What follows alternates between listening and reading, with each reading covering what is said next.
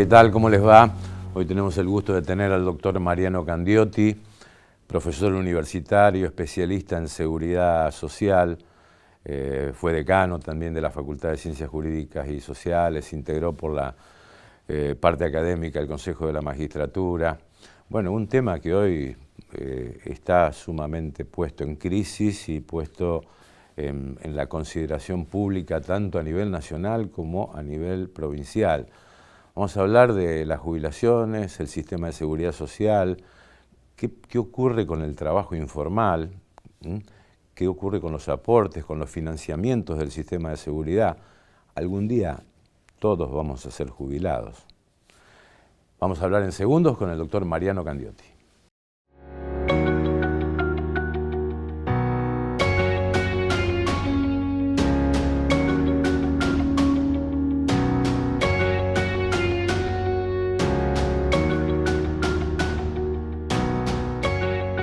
Mariano, ¿qué tal? ¿Cómo te va?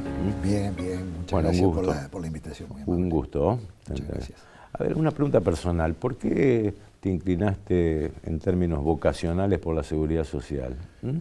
Mira, recuerdo hoy el primer día de clase que tuve seguridad social, cuando era trabajo y seguridad social, sí, con Mario Cataldo. Ajá. Y encontré un concepto que hasta el día de hoy me sigue, que es el concepto de la solidaridad. Y me recuerdo que Mario Cataldo me habló de ese tema, y ese tema me quedó incluido, incorporado.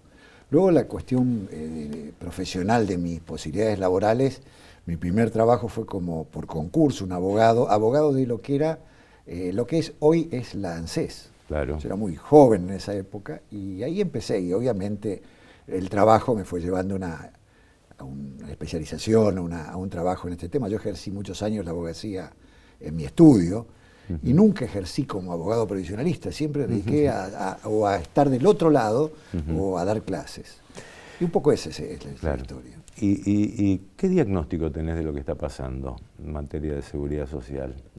Es una política pública muy compleja, la seguridad social en su conjunto como política pública, o sea, como herramientas del Estado para cubrir contingencias, es un tema complejo. Una de las herramientas que tiene la seguridad social es la previsión social, que esa es la crisis más grande que hay. Y la otra herramienta es la asistencia social. Entre ambas surgen las políticas públicas que el Estado se maneja para atender las contingencias. Puntualmente la contingencia que vamos a hablar es la vejez. Sí. Puntualmente es la vejez.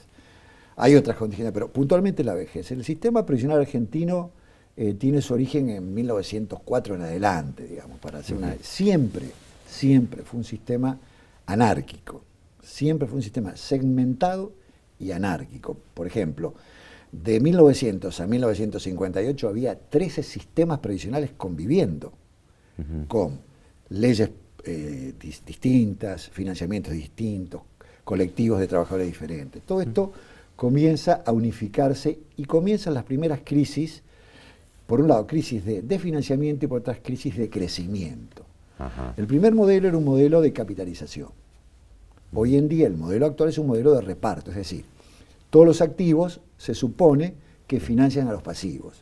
Hay una solidaridad de tipo intergeneracional y económica, ¿no? Ahora, un sistema de reparto, pero debe tener una ecuación equilibrada, es decir, que tradicionalmente 4 activos subvencionaban a un jubilado, ¿o no? Por supuesto. Hoy en día 2.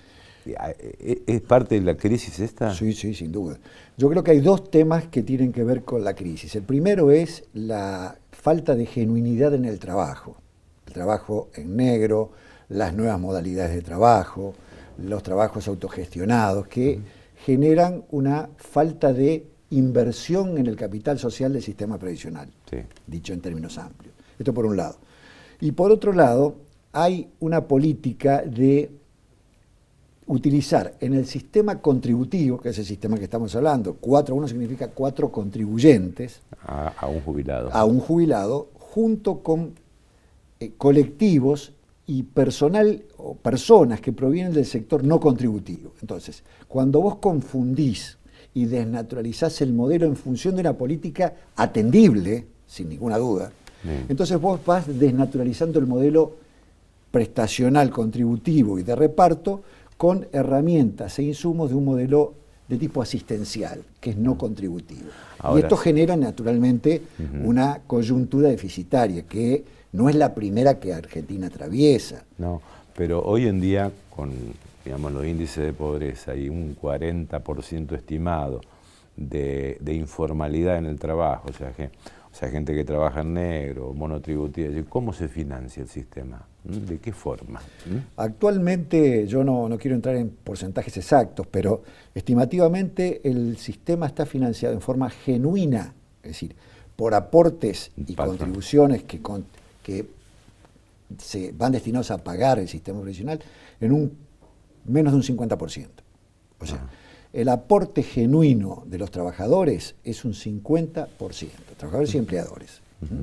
El otro 50% en el reparto que se denomina técnicamente un reparto asistido, porque participa el Estado a través de diferentes tributos.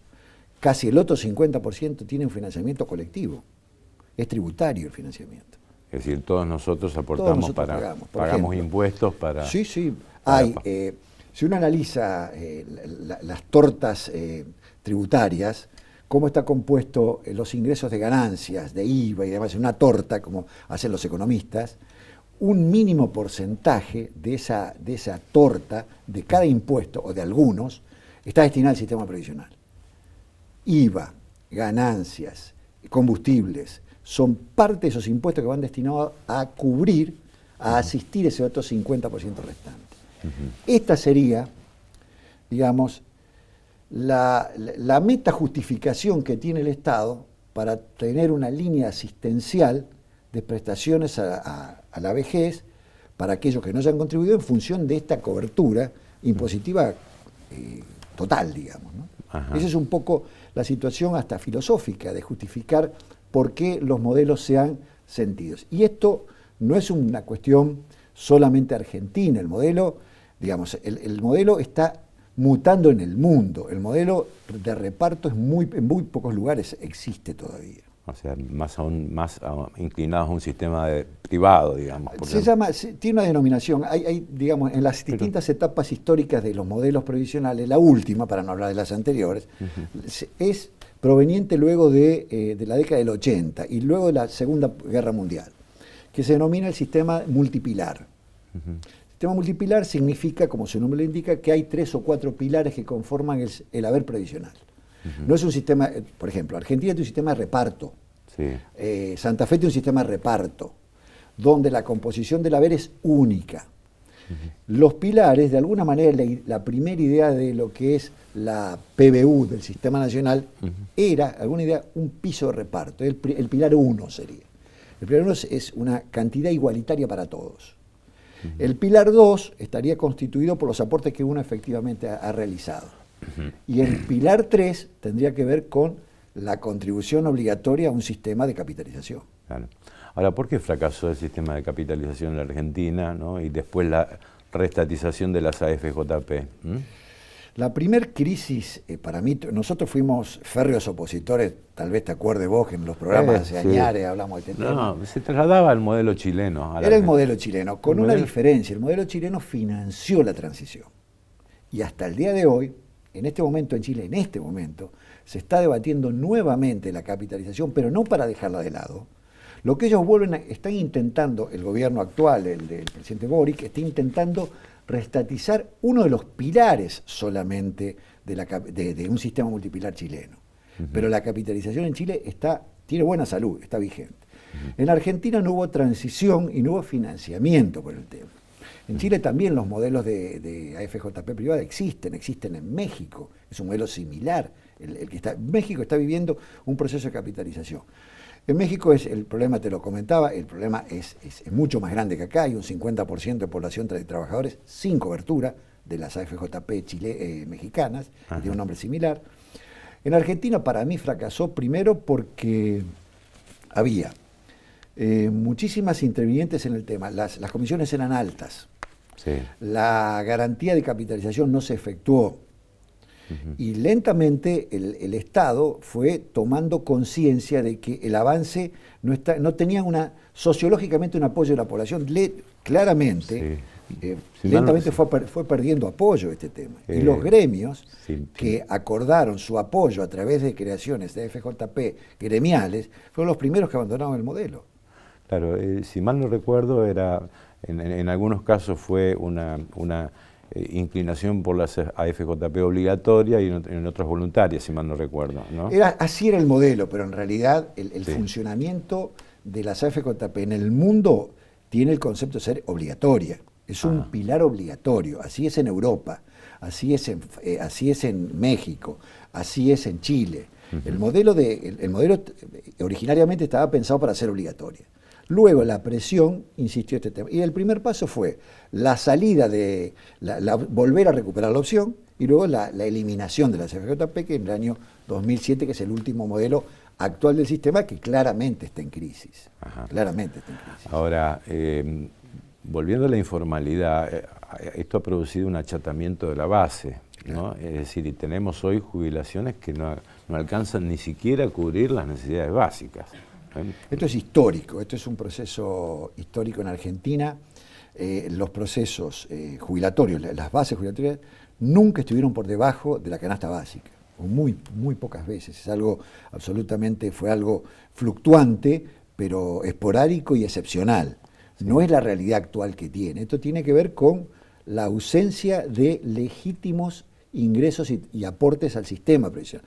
No es solamente que hay desocupación, que es un concepto, sino que los ocupados están de alguna manera fuera de la contribución del sistema que el sistema requiere. Esto repercute en el modelo previsional y en el modelo asistencial de salud. Estas son las dos repercusiones. Argentina está, y con esto te completo un poco la idea, hay dos modelos para organizar una estructura estatal. Lo estructural o los modelos que son denominados paramétricos. El modelo previsional argentino es las propuestas de modificación son paramétricas, es decir, tomar la edad, tomar el aporte, tomar los años. No es un análisis estructural del sistema como realmente es lo que... cuando uno analiza la reforma del Estado, uno analiza reformas estructurales o reformas paramétricas. El sistema previsional siempre fue paramétrico y esto tiene avances, logros cortos. Una política a lo largo plazo es lo que se hizo en España, por ejemplo. Sí. Vamos a hacer una pequeña pausa. Me gustaría hablar de un tema que también está haciendo mucho ruido, que es el tema de la edad jubilatoria, ¿no? Es decir, ¿qué pasa en el mundo? Mayor longevidad, menos, bajan los índices de natalidad también. ¿Qué pasa con los regímenes especiales de jubilaciones anticipadas? Si esto no contribuye también a la crisis o es un derecho adquirido. ¿Estos temas te parece? Perfecto. Seguimos en segundos con Mariano Candiotti.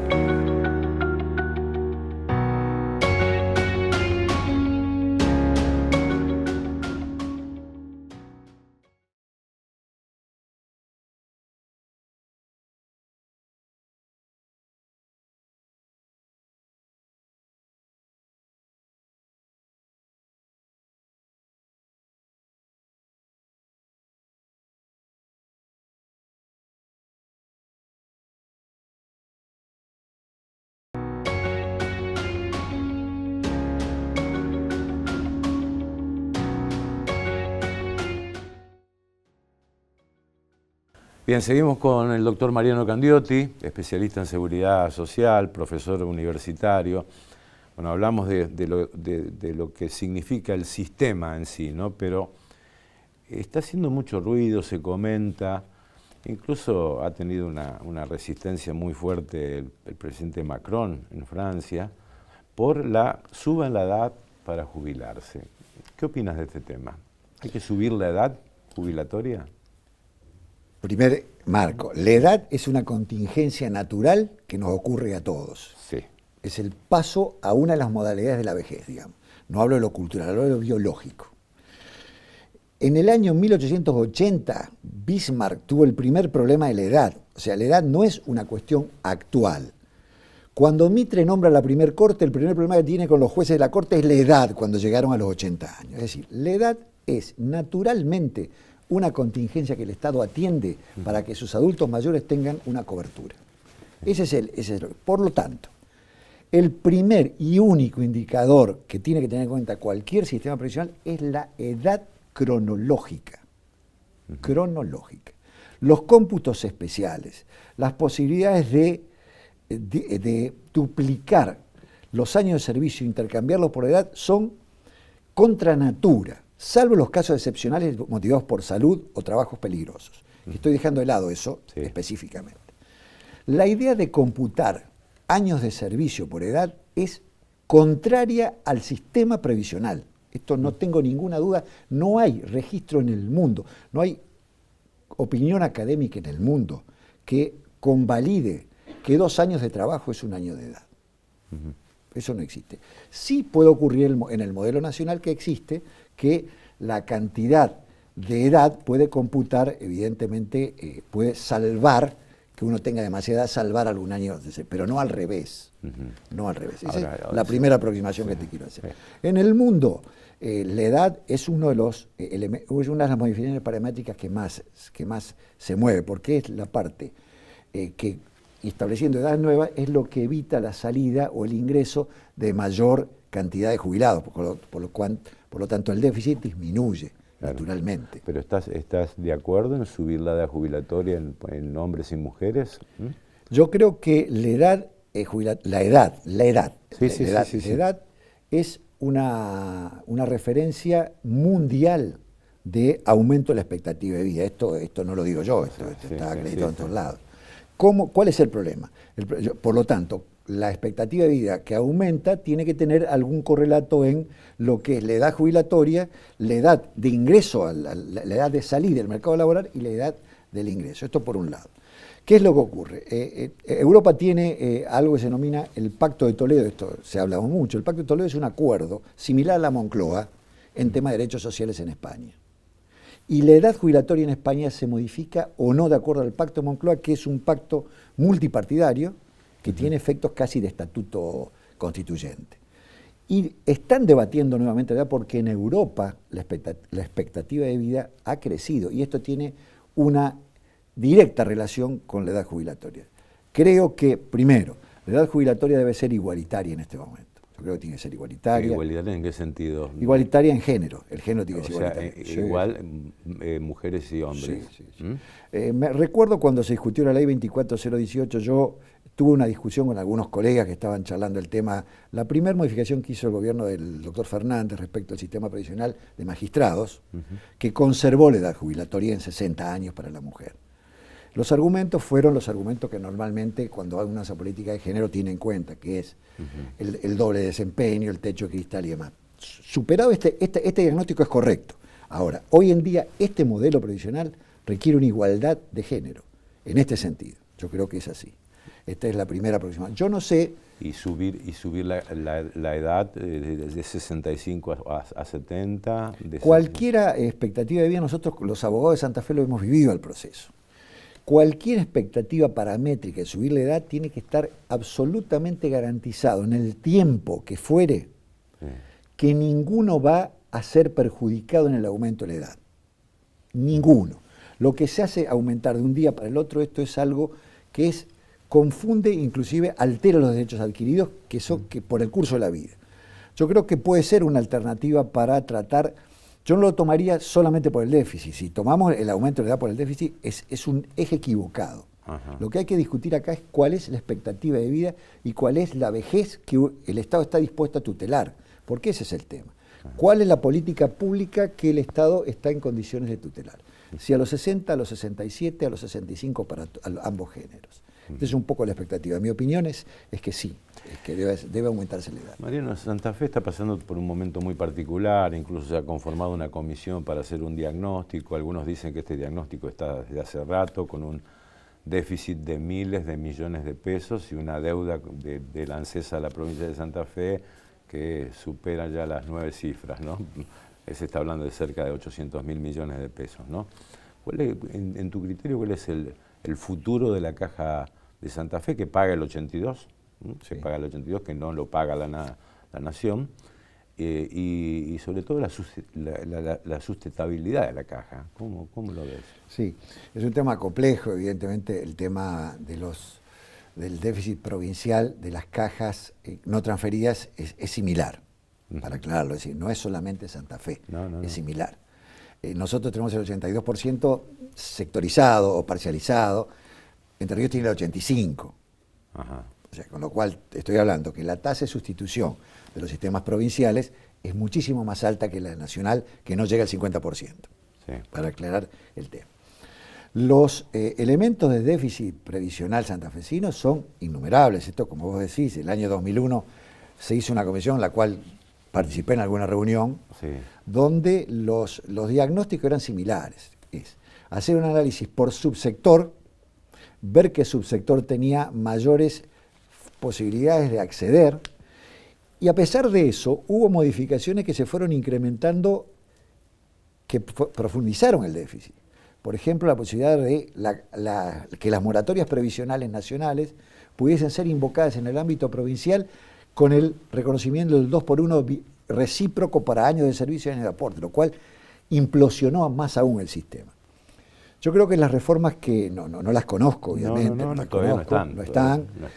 Yo creo que apuntan a hacer paramétricas, no van a escapar del tema de la edad, se va a discutir, supongo, no lo sé. Pero me parece que es un modelo necesario para tratar de que el sistema permanezca en la órbita provincial. Esa es la idea y por supuesto que participo de esa idea, y hay que buscar los mecanismos para establecer algunos criterios que tengan que ver con la lógica de tasas de sustitución que hay en el país. Esto es importante tenerlo en cuenta. Yo entiendo absolutamente los derechos adquiridos y demás, pero en cualquier evento académico que se haga sobre este tema, las cuestiones de género, de las cuestiones vinculadas a la pensión, las cuestiones vinculadas a los topes y demás, es un tema que se debate en el mundo. Yo entiendo perfectamente que la cuestión gremial, por supuesto que la entiendo y la comprendo. Creo que hay que pensar en el futuro previsional de acá a 30 años, no en el de hoy. Hay que pensar a 30 años. Las reformas previsionales tienen que tener una proyección, por supuesto, de mediano plazo, no inmediato. Lo inmediato es una cuestión que puede salvar algún bache, pero no va a solucionar el tema. ¿Cuál es el modelo del Estado? ¿Qué modelos de trabajadores tenemos? Hablar de un subsector versus otro es injusto, porque no es el modelo realmente que uno tiene pensado. Pero sí, yo... Ahora, ¿las moratorias son justas o injustas, en tu criterio? Las moratorias, los orígenes de la moratoria, el objeto era que uno pudiese pagar los aportes adeudados en tareas realizadas. Sí. Ese es el origen. Sí. Luego se va ampliando la base de lo que se considera moratoria. La moratoria es un pago en cuota de algo debido. Sí. Algo debido. Ese es el origen de las moratorias. Bueno. Las moratorias, hoy en día las moratorias son para compra de años, no para años no reconocidos porque uno no percibió, estuvo en negro y sus empleadores no le hicieron los aportes. Ese es el origen de la moratoria. Lo otro es una política pública de reconocimiento de nuevos derechos, que adquirió el nombre de moratoria, y que está bien, bueno, puede ser, es otro modelo. Yo creo que hay que sincerar los modelos asistenciales y previsionales. Ese es un modelo. Si hasta que nosotros no hagamos eso es muy difícil lograr una síntesis de dos modelos que son absolutamente diferentes. La APUAN, ejemplos de estos son la APUAN, en el orden nacional cuando se discutió la jubilación proporcional de aquellos trabajadores que tuviesen años aportados y años no aportados. Amas de casa también. Digamos, amas de casa. Yo participo de algunos sectores, de algunos núcleos académicos donde se discute este tema, y evidentemente el punto de inflexión es cuando se confunden los modelos. Entonces es muy difícil, es muy difícil tratar de que sea genuino, que tenga la menor cantidad de objeciones un modelo cuando está consustanciado de dos filosofías diferentes. Entonces, este es un poco. Y se producen injusticias para uno y para el otro lado, que es lo que estamos viendo nosotros, la falta de integridad que tiene la prestación previsional. No es íntegra, no alcanza, no es alimentaria, como dijo la Corte en más de una oportunidad. Esto es así. Gracias, Mariano, por tu visita. Al contrario, gracias a vos por la invitación. Bueno, pasamos con Mariano Candiotti. Nosotros nos estamos despidiendo. Gracias, Helene, gracias, Jessy y Agustín por la producción y realización. Hasta la próxima semana. Gracias.